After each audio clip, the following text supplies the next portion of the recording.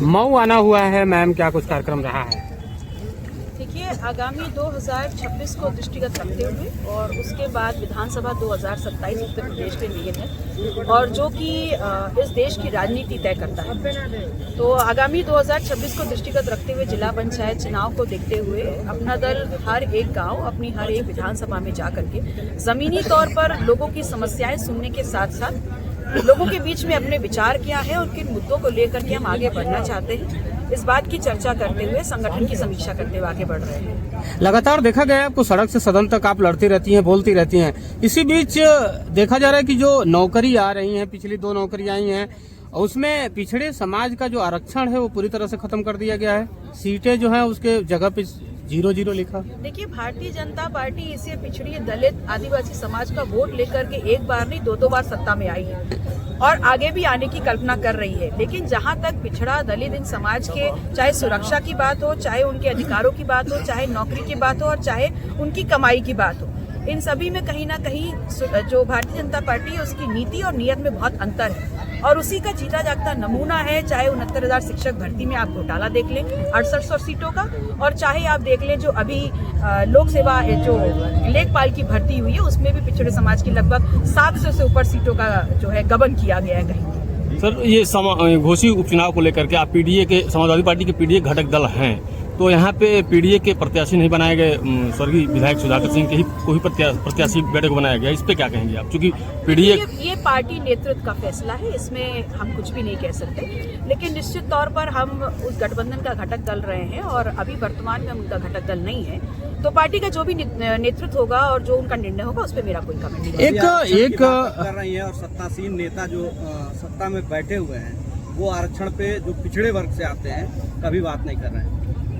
अगर आपने सुना हो तो मैंने एक बार सदन में कहा था कि आप पिछड़ों दलितों के नाम की मलाई खा रहे हैं, लेकिन सबसे ज्यादा अगर हमारे हकों की हकमारी हो रही है तो विपक्ष ज्यादा सत्ता पक्ष में जो विधायक पिछड़े और दलित समाज के बैठे हुए हैं वो दोषी हैं, वो पंगु हैं, क्योंकि वो कहीं ना कहीं सरकार की इन गलत नीतियों पे टेबल बजा बजा के उसका समर्थन कर रहे हैं। मैडम, महंगाई, बेरोजगारी और अपराध को लेकर विपक्ष सड़क में नहीं आता है, केवल बयानबाजी करता है।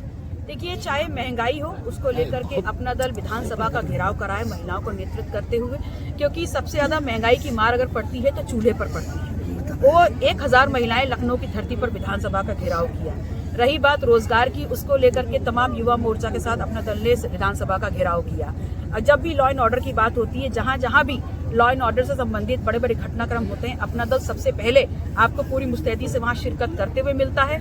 हम लोग वहां पर प्रदर्शन करते हुए मिलते हैं और जो पीड़ित परिवार उसके लिए न्याय की गुहार करते हुए मिलते हैं और न्याय भी दिलवाते हैं। मैडम, जब चुनाव आते हैं तब कार्यकर्ता ध्यान आते हैं, बाकी समय कार्यकर्ता अपने आप को मतलब ये महसूस होते हैं कि हम लोग पार्टी हितों में काम नहीं कर रहे हैं हम लोगों के लिए, इस पे क्या कहेंगी? मुझे ऐसा लगता है कि अपना दल जो संगठन है वो कार्यकर्ताओं के दम पे ही सत्ता में बिना रहते हुए भी 30 साल का सफर करके आया है और ऐसे में लगातार चाहे राष्ट्रीय नेतृत्व हो चाहे प्रदेश नेतृत्व हो, हर महीने में हम लोग लगातार अपनी सभी सीमाओं के अंदर जा करके सभी कार्यकर्ताओं से छोटी छोटी बैठक करते हैं, संगठनात्मक समीक्षा करते हैं, प्रादेशिक बैठक होती है हर प्रदर्शन में और उनके दुख और सुख में हम लोग हमेशा शामिल रहते हैं। और यही एक कारण है कि अपना दल सत्ता में नहीं भी रहा लेकिन तब भी सबसे मजबूत संगठन में आका जाता है। उपचुनाव में आपका क्या स्टैंड रहेगा? घोषित उपचुनाव में आपका स्टैंड क्या रहेगा? देखिए, ये सवाल आपने पूछा सही है लेकिन गलत व्यक्ति से, क्योंकि उपचुनाव हम लड़ेंगे या नहीं लड़ेंगे राष्ट्रीय नेतृत्व का निर्णय होगा और इस पे राष्ट्रीय नेतृत्व का निर्णय जो है अभी भी आना बकाया है। आपने एक मन से एक शब्द कहा आबासा, तो उसमें तो लगता है कि आप समाजवादी पार्टी के अगेंस्ट हो सके तो प्रत्याशी उतार सकती हैं क्या?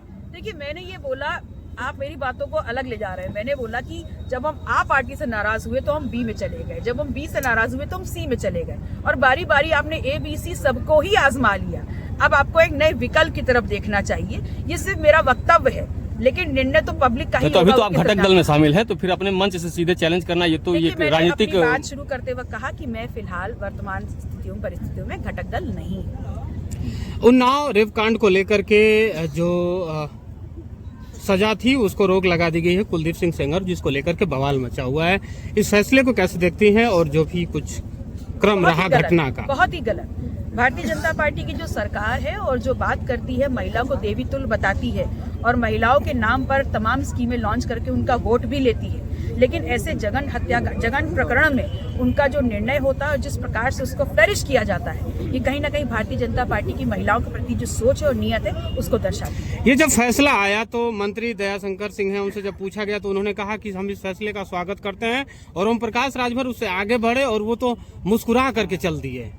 मैंने इसीलिए कहा कि भारतीय जनता पार्टी की जो सरकार है और उनके तमाम जो सहयोगी हैं, उनके सिर्फ बातों में, उनकी वक्तव्यों में उनकी जो सोच है वही महिलाओं के प्रति उनकी भावनाओं को चरितार्थ करती है। कोर्ट खत्म को लेकर क्या कहेंगे? देखिए, कोडीन सिर्फ एक बड़ा मसला है और सीधे सीधे उत्तर प्रदेश की जो जनता है उससे प्रभावित हो रही है। कभी समाजवादी पार्टी भारतीय जनता पार्टी पे उंगली उठाती है, भारतीय जनता पार्टी समाजवादी पार्टी पे उंगली उठाती है, लेकिन हमारा ये कहना है, हमारी पार्टी का ये से है कि इसमें किसी की भी संलिप्तता हो, किसी के तार किसी से भी जुड़े हों, लेकिन क्योंकि ये सीधे जनता से जुड़ा हुआ मसला है तो कार्रवाई निश्चित तौर पे बहुत ही ज्यादा सीरियस होनी चाहिए ताकि वो आगे के लिए नजीर के रूप में स्थापित हो। तो क्या आने वाले चुनाव के लिए अब जो अपना दल कमेरावादी पार्टी है, अब अकेले चुनाव लड़ेगी किसी पार्टी के साथ या किसी बड़े दल के साथ, वो जाएगी या अकेले? राजनीतिक पार्टी है तो चुनाव से तो नहीं हट सकते, चुनाव तो लड़ना ही है और आगे आगे देखिए जिस प्रकार से मजबूती से काम कर रहे हैं, कौन साथ होगा कौन नहीं होगा तो ये रात्रि लिस्ट डिसाइड करेगा, लेकिन we are open to everything. Okay. Bangladesh में हो रहे अत्याचार पे अरे